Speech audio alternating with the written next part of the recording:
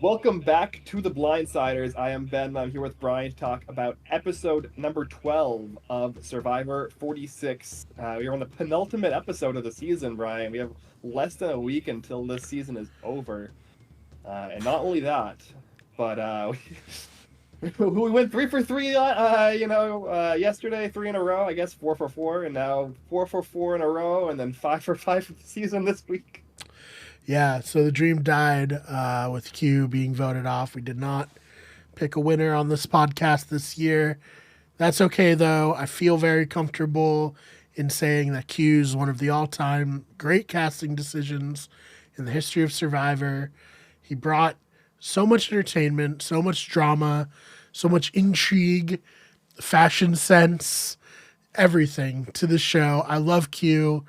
One of my all time favorite Survivor characters. Yeah, we didn't realize that the Q skirt was actually really well hidden foreshadowing because that's where he forgot to play the idol from. He went home with, yeah, not in his pocket, in his Q skirt. Oh, Yeah, man. That's tough, Ben. That's really tough. yeah, probably even worse, I would say, than normal forgetting to play your idol. Definitely the most brutal. No, definitely that. I think, too, he just couldn't overcome the freaking out of tribal council to the point where he completely alienated everybody. He was on borrowed time. But a silver lining in all of this, I don't know if you've been paying attention on Cameo. He's been climbing the charts. He might be a millionaire from Cameo at some point. Yeah, and then obviously, as you said, star of the season. Probably one of the easier locks for 50 if he says yes to coming back. Big Yeah, so mistake if they don't give Q a call. That's all I mm, have to say. yeah. I mean, I would say the only reason, outside of him saying no, I'd say the only reason that he wouldn't get a call is if they did some specific themed thing that didn't really make sense for him to be on. But if they just did I feel like most returnee season themes though they could probably shoehorn him in. No, agreed. Second chance, fans versus favorites, whatever. Game changers too. Get him back here. Yeah, you could even the fabled rivals season that's never happened. You could bring him back with Tiff. Right. That'd be great. Or they could probably bring him back with half of the cast and Mm-hmm. make it work. Mm-hmm. Liz, Liz. obviously. Yep. Yeah, Kenzie that even would by be the it. end. Mhm. Venus. Yeah. Yeah. Just so good. Well, Venus and I think Tevin got that spot locked here. So, we'll see. But, I'm very sad to see him go just because every time he's on screen, he's incredibly entertaining. But if he has to go, being the fifth person to go out with an idol in the pocket, pretty iconic, pretty fun. This season continues to deliver. Yeah, no, I agree. I think that to skip to the tribal council, the way they edited it, it's very very rare that the show will show every vote that's cast before Jeff reads them inside of the booth. Yeah, the most famous instance of this is Eric Reichenbach, you know, Yeah. giving his necklace away. Yep. Can't always beat him with these. We can always beat him with this. Yeah, One so of this the is best voting confessionals ever yeah. during that. I don't know if any of them quite reached that level. And there's two really, because Parv had you're gonna go down as the dumbest survivor ever. Mhm. That was also really great. But yeah, it was such an interesting decision to just be like, look, we laid it out. You know who's voting for who. That's not the drama here. The drama is Q gonna play the idol, Mhm. and he just didn't do it. It's so crazy to me, Ben. Well, yeah, I do think the show did a good job of explaining why it didn't happen. And that's kind of going into tribal council, I expected this result. So it wasn't super duper shocking. The way that I was more shocked that Venus didn't play hers than that Q didn't play his based off of the storytelling. That felt more up in the air to me. But yeah, it's very odd. And definitely he was the second or third player this season who explicitly said, "I'm going to play the idol for myself tonight," and then just didn't, and then put it off with it. Yeah, what are the producers doing? How are they convincing these players? Like, no, you're safe. You're good. You're cute. Playing an idol? Come on. You're fine, Ben. You're good. I mean, I think that in this case, I think Maria convinced herself. Honestly, like it did. Like everyone's like, "Oh, Charlie is like playing this middle ground game super well," and like Liz and Kenzie really snowed Maria. It's like they didn't do none of them did anything really. Like Maria snowed herself. Yeah, she kind of like you said, she kind of convinced herself that Kenzie and Liz had been voting with her more than they had been voting with Charlie, and that just wasn't the case. She just completely read that entirely wrong. Yeah, I mean, she ignored the fact that her and Charlie have also voted together for every single vote, and so that doesn't really mean anything. Right. It is, yeah, it's surprising. I think, you know, I wish they did show a little bit more of Kenzie and Liz like convincing her because she was so confident that this is gonna happen to the point where her confessionals aren't even like, is it gonna happen? They're, should I feel bad about doing this to Charlie? You know? Mm-hmm. Yeah, so I do think that it's an interesting kind of like macro discussion about the way the game is right now because I think this is the testament to Charlie if you're going to give it to anything. Like Charlie didn't really do a whole lot in this exact like round, but the amount of like work he's put in the last few rounds and setting this kind of end game up has been really good. And a lot of that has been posturing Maria as a bigger threat than him. What I like from what I'm looking at, like obviously we're looking at an edited product, but like to me, like Charlie seems like a much bigger threat. Like Charlie seems universally liked. People like seem to respect him.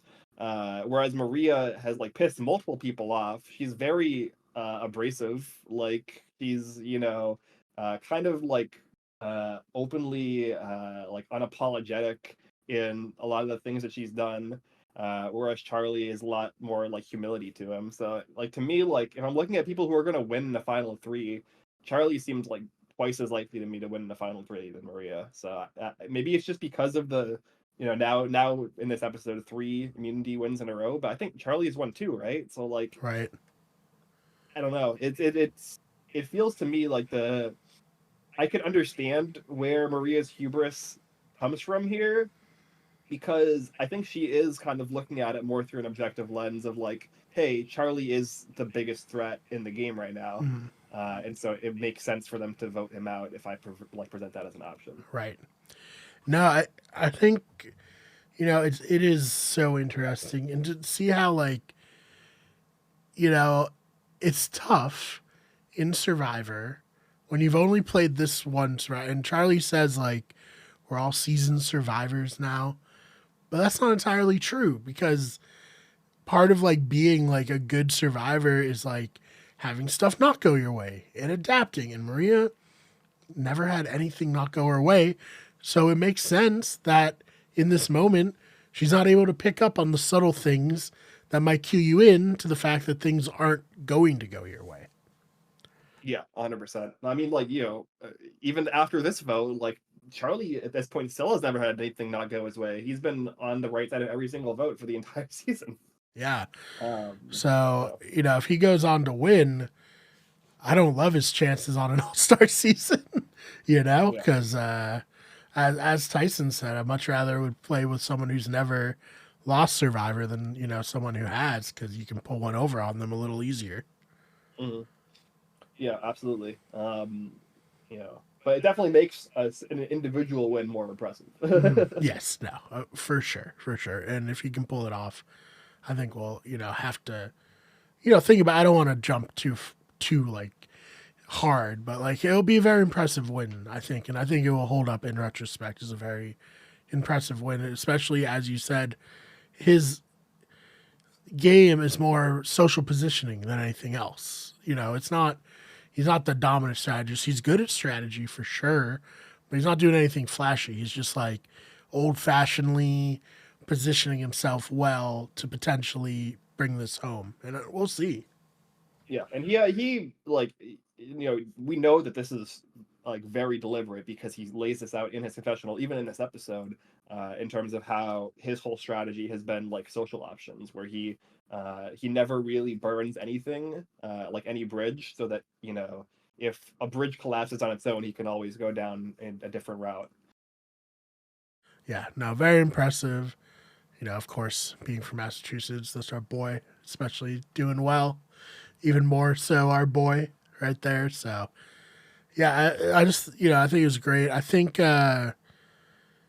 one thing that's been nice about the season too, and perhaps it is because of the 90 minutes, but we're getting like reward challenges back, and like they're providing very interesting content where it's almost like, dang, we really missed out on that era in like the 30s where they're like, oh, no more like reward challenges. Like this is causing interesting drama here, Ben. Yeah, I guess this was the payoff, because we always talk about like, oh, we don't really get payoff as an audience member for like them starving them extra because the season is shortened. So like I guess this is like the payoff, right, for starving them more, is it makes each reward more important, and it makes like the getting snubbed on rewards hurt more. And people actually care about whether they're on a reward, as opposed to like if they're eating heavily at camp and they have like a big thing of rice that they're just chowing down on, and they got like fish for days. It's like, oh, you didn't take me on a reward. That's fine. I'm not out here like roughing it that bad. So Right. Yeah, and I mean the we rag on the 26-day season. I think rightfully so. I do think there's something to be said about like the more like in marathon endurance of like playing for longer, but it does seem like these players are very worn down. And like Ben, he's straight up just falling apart out here. yeah, no, we get another segment. After Ben has to explain that he was so drunk on pizza that he accidentally voted for for Kenzie instead of Venus. But I just thought it was a planned split vote in Me case too. of Yep. in case of an idol or a shot in the dark. Um, but clearly, I guess it wasn't planned, and Yeah, yeah. Because everyone yeah, else was surprised, which surprised me. yeah, So I guess he really just fucked up. I don't know. This is like the real life version of what Natalie tried to convince yeah, yeah, John. yeah. Like she's like, "Oh no, I messed up." And he's like, "Oh, don't worry about it. No big deal." Well, at least in the case of like Natalie's lie of like Natalie basically lying about what Ben did for real, is like, in that situation it was an actual split vote and she just voted for the wrong side of the split vote. You know, he like kind of did the Tyson, where Tyson did it on purpose in Heroes Yeah. vs Villains. um, yeah, so like that's a little bit more understandable of a story to sell. Mhm. And in this case, like, oh, I meant to write down Venus and my hand wrote down Kenzie. It's like that doesn't really it doesn't really fly. And that just sounds like a lie. I don't. What are you Yeah, talking about? like it's like like Kenzie said, it's like either a really stupid lie or a really stupid truth. And I did appreciate Kenzie here, like burying Ben in front of Mhm. the jury and just being like, "You can't vote for this man. He doesn't know what beach he's on. He doesn't know who to vote for. Like Yeah, it's over for him." yeah. I mean it's pretty bad because like basically like in there's obviously other small things you can do like reward choosing and stuff like that, but the real only time you ever have direct agency on the game is in the tribal council booth where you're casting your vote. So if you fuck that up, like the one time, like you have like 10 to 12 votes a season on average. If you like fuck that up, you're basically fucking up 10% of your agency for a season in one fell swoop. Yeah, and like, man, if I was on that jury, I'd be like, I don't take Ben seriously at this point. Yeah. Yeah, sorry, Ben. This is not rock, but yeah, no good. Well, I did want to ask though, Chinese food, where does that rank for Survivor rewards? I was actually thinking thinking through this when Mm. Jeff like revealed it and they were all like getting excited. I was like, I don't know, because I obviously have not been starved Yeah, for right. 20 plus days, so I can't know. Like the most like starved I've been on like a live game that I've done is like a day or two. Mm, And like I guess in that game when I finally like was done and I was like super hungry, the first thing I wanted was like donuts and coffee, mm, which is like super random and right. like definitely not like nutritionally beneficial to me. Right. So like I mean, the I feel like coffee craving's so real in those. yeah, for Yeah. sure. Yeah, when you're like caffeine deprived and you have like caffeine headaches on top of not really sleeping well Mm, to begin with, yeah, for sure. But yeah, so like I sitting at home, I would be like, uh, I would be like, oh, the thing I would want would be like, salmon and rice and veggies or something like that, or like a grilled chicken. And it's hmm. like maybe out there you actually do kind of want greasy shit food. Yeah, I think I would like it. I think of the rewards we've seen, obviously Applebee's, of course. That's the top one. But I mean that Shark Bowl looked really good. I must say. But Mhm. yeah, I think of the other ones. I mean, that pizza looked real bad. So yeah, this is solid. I like this, and I like the going the extra effort to give them like packaging. I like Mhm. themed packaging. That's fun. Yeah, I mean, like, I think it's middle of the road. I would say Mm. Where do you think they not the get worst. that from? I was trying to figure that out too. That was something that also that crossed my mind because like we talked about this last week with the pizza. It's like, did they order it in LA and then like fly it out? Mm-hmm. And then by the time they get there, they have like a microwave in their like little camp for production. They just Mm-hmm. like throw it in the microwave real quick for 2 minutes. Right. Uh, I don't know. I'm gonna PF Uber Chang's Eats that. Fiji. Not coming up with much here. No.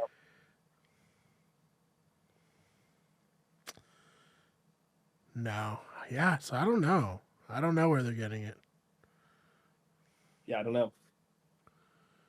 Um, but I thought it was fun. I thought it was a good reward. I thought it was nice to hear about how Liz is pooping. That's great. Good stuff there. Hmm. Happy for her. Can't imagine not pooping for 22 days, right? Yeah, something like that. Yeah. That's insane. I don't know how she didn't get medevaced. How do you Yeah. poop if after not pooping for 21 days? I would imagine, it's just over. You'd be like Bruce or Joe and get Yeah. medevaced. Yeah, I mean, and for them it was like a few days. Yeah. I But guess like, if I she's not eating anything. yeah, that's the thing. That's what I was Yeah. gonna say as well. Like, it's kind of a difference between somebody who's like gorging themselves on food and it's like just kind of blocked up, as opposed to somebody who's just simply like you can't excrete what you aren't eating. Yep. No, that's fair. Like, I believe Bruce had like those burgers at that challenge where you could sit or eat, and then Joe very famously just gorged himself on meat after not eating meat for years. Mm-hmm. The recipe for disaster. Yeah, Yeah, so yeah, good for Liz. Happy for her. Also a very great character, I must say, on this season. I didn't think much of her until the merge, but since the merge, she's been really delivering. mm-hmm. Yeah. She's the savior of Nami. Mm-hmm. Last Nami standing. It's exciting stuff. Hmm. Yeah, no, 100%. You know, I came into this the podcast like I expect Charlie to win at this point. After surviving that. But like I could honestly see a scenario where everyone except for Ben wins. So like True. I definitely think Liz has win equity. I think it's very, very minimal, but I think there is a fraction of a Mm-hmm. bit there. Mm-hmm. Yeah, I mean, I think she's likable enough to maybe she can pull it off. I was surprised she didn't tell Jeff about her bowel movement, quite honestly. I think he was Hmm. like, I think he would have entertained it personally. Would have been like, Hmm. okay, good, happy for Yeah, you. it was his licorice that really did it and Yeah, pushed it over the right. edge. Yeah, no, good point. Um, but yeah, no, it should be interesting. Like you said, Ben just hasn't been present enough. It's not that they're saying he can't win from the edit; they're just not saying really anything about him other than he's having panic attacks. Yeah, it was very interesting too, because like I kind of expected in that scene where Kenzie like comforts him again, I kind of expected like that to be like a resolution of the issue where he voted for her, Mm, and like him like apologizing again, mm. but like, it didn't seem like that was really like the way it was going. So now outside of just like highlighting that for as a character moment for him, I don't really know what they're trying like what story they're trying to tell with that. Yeah, yeah. I guess we'll have to see there. Um, I'm trying to think what else good to talk about from this episode. I really enjoyed. They did a confessional in this episode where it was Charlie and Maria sitting on the boat, and Mhm. it like juxtaposed their confessionals of like betraying each other, and I just thought that was really great, like really great editing. Yeah, oh, 100%. Like that was like the scene of the episode for me. And like Yeah. I felt like that was kind of like the like kind of apex of the season, honestly. Like that's kind of this like the Charlie Maria have been running the game for pretty much the whole merge. And so we're kind of getting this like two titans of the season, both simultaneously coming to the conclusion that they need to cut each other to win, and just like they both are gonna come out of this episode still here, so like that story is gonna continue into the finale.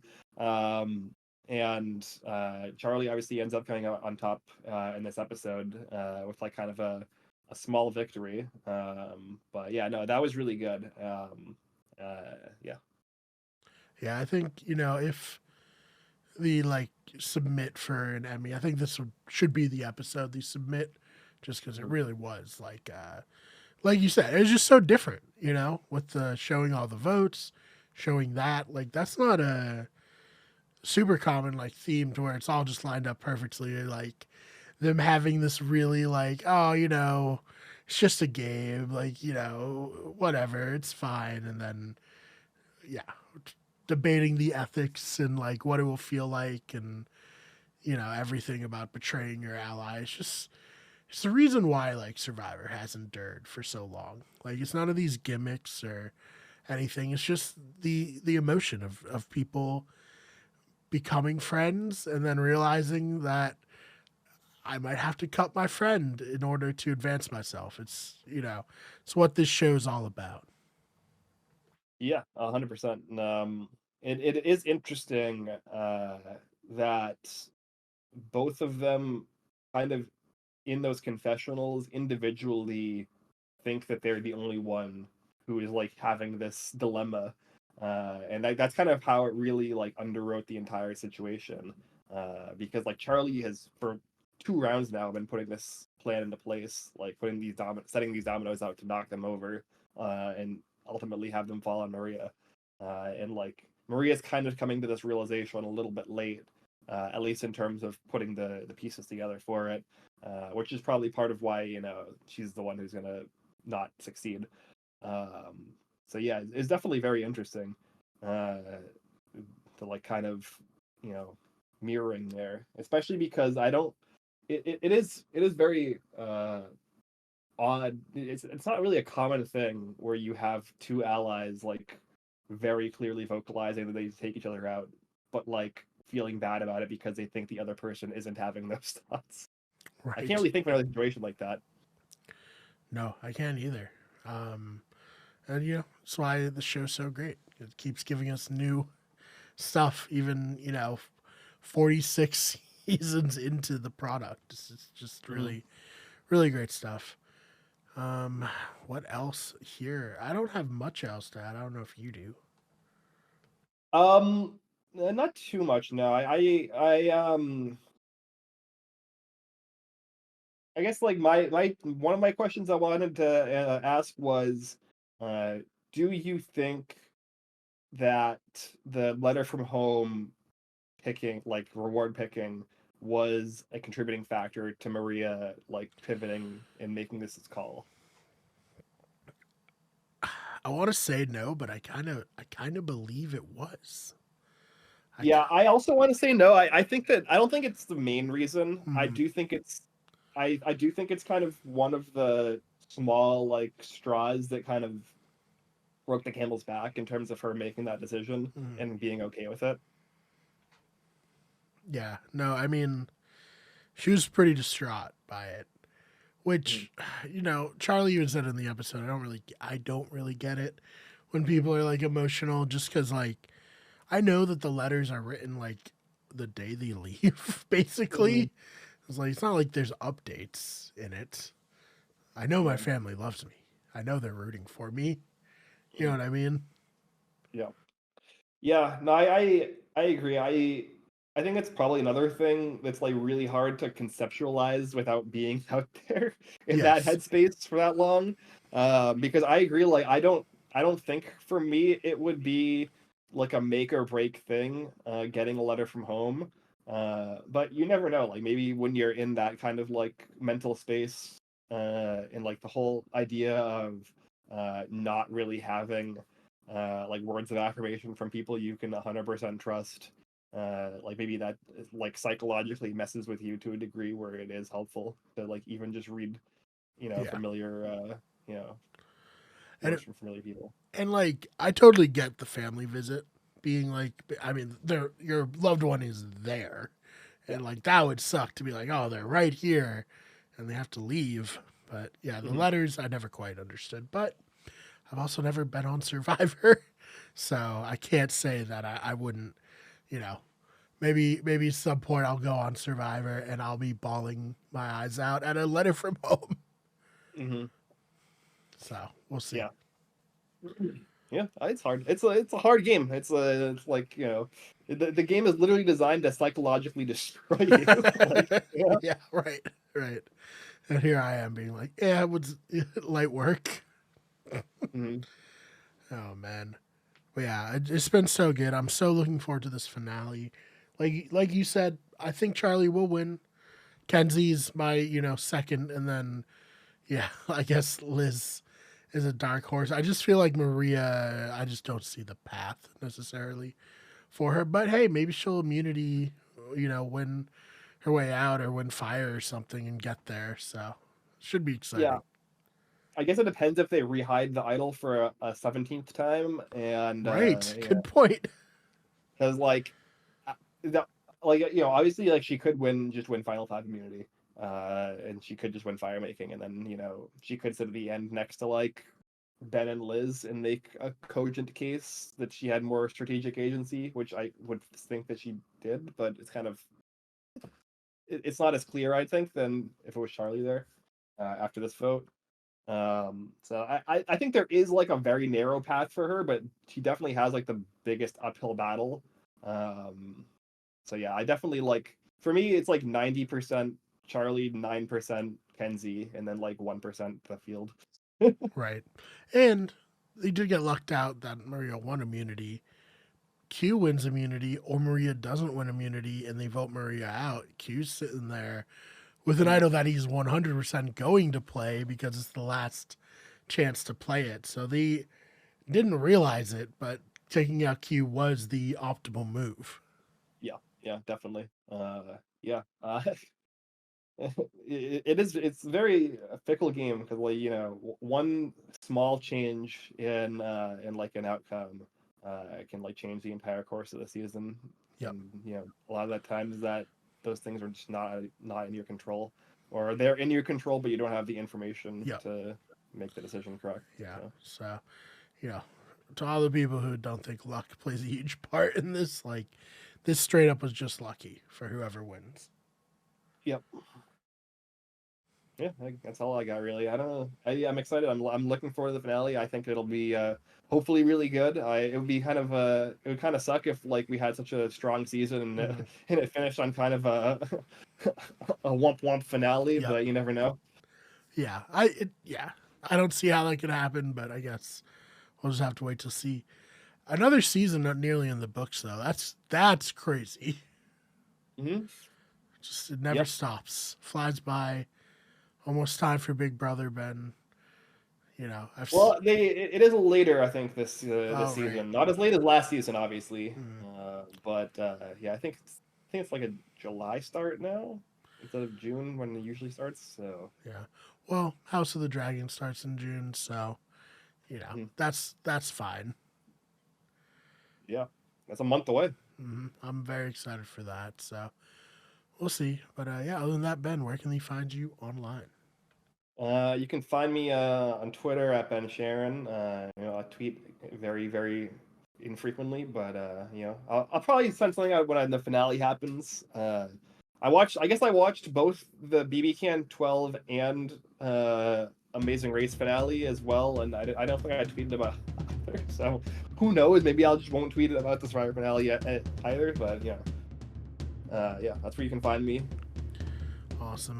You can find me online on Twitter rather at the fake BMAR, BMARR. Channel on Twitter at WGEverything, Instagram Wicked Everything, Twitch at twitch.tv/Wicked Everything, and on TikTok search Wicked Good Everything. If the audio wasn't as it is in the other episodes, we had some technical difficulties. Well, no, we didn't actually. StreamYard did. Forced us to call an audible at the last second, but hopefully it was somewhat good enough to listen to. This is how we old school recorded our episodes. So yeah, just like in Survivor, sometimes things happen that are out of your control, and you have to you have to have, as Charlie put it, you have to have options. Yeah, we had to pick a slightly worse option this time, but we made it work. Exactly. So thank you so much for listening, and we will see you in the next one.